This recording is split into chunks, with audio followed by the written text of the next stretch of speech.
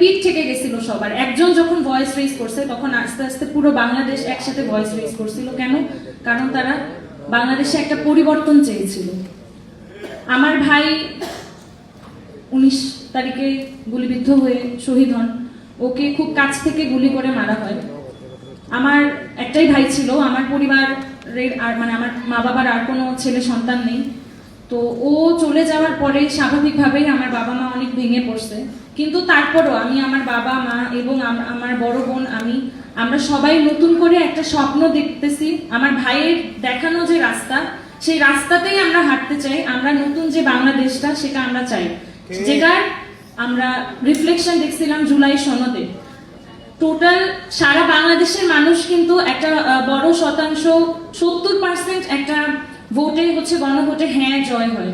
তাহলে জুলাই সনদটা সারা বাংলাদেশের মানুষ রায় দিয়ে দিয়েছে যে আমরা জুলাই সনদটা বাস্তবায়ন চাই। তারপরেও যখন এই জুলাই সনদ বাস্তবায়ন হচ্ছে না, এটাতে ডিলে করা হচ্ছে, তখন আমাদের সবার মনে অনেক কষ্ট। স্পেশালি আমি শহীদ পরিবারের কথা বলবো এবং আহতদের কথা বলবো। আমরা কোনো দলীয় না, শহীদ পরিবার এবং আহত কোনো দলের না।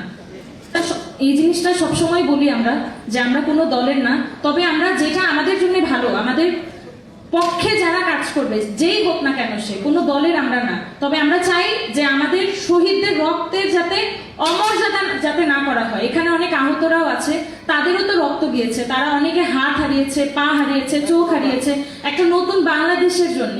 কিন্তু সেই তারা যখন অর্ধেক মৃত হওয়ার পরেও, মানে এত স্ট্রাগল করার পরেও তারা যখন দেখতেছে যে তাদের রক্তটা, আমার ভাই তো মারা গেছে, কিন্তু যেসব আহত তারা এত কষ্ট করে যুদ্ধ করে বেঁচে থাকার পরেও যখন দেখতেছে তারা যেই চেঞ্জেস গুলো চাইছে সেই চেঞ্জেস গুলো হচ্ছে না, তাদের সাথে বেইমানি করা হচ্ছে, তখন তাদেরও দেখতে ভালো লাগে না, আমার বাবা মারও দেখতে ভালো লাগে না। আমার মা প্রতিদিন, আমি জানি আমার মা না, এখানে যত শহীদের মা আছে প্রতিদিন প্রতি রাত কান্না করে যে কেন মারা গেল।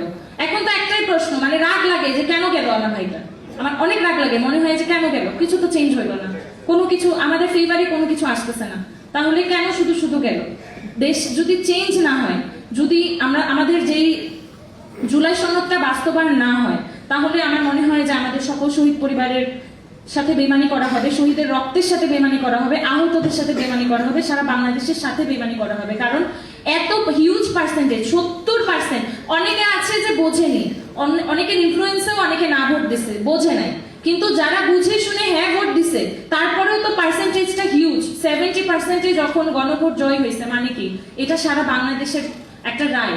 যেমন 5ই অগস্ট সারা বাংলাদেশ রায় দিয়ে দিছে হাসিনা এই দেশে থাকতে পারবে না, কখনো হাসিনা রাজনীতি করতে পারবে না। সেম বাংলাদেশের জনগণ রায় দিয়ে দিছে, গণভোটে হ্যাঁ দিয়েছে এবং তারা জুলাই সনদ বাস্তবায়নের পক্ষে রায় দিয়েছে। সুতরাং জুলাই সনদটা বাস্তবায়ন করতে হবে।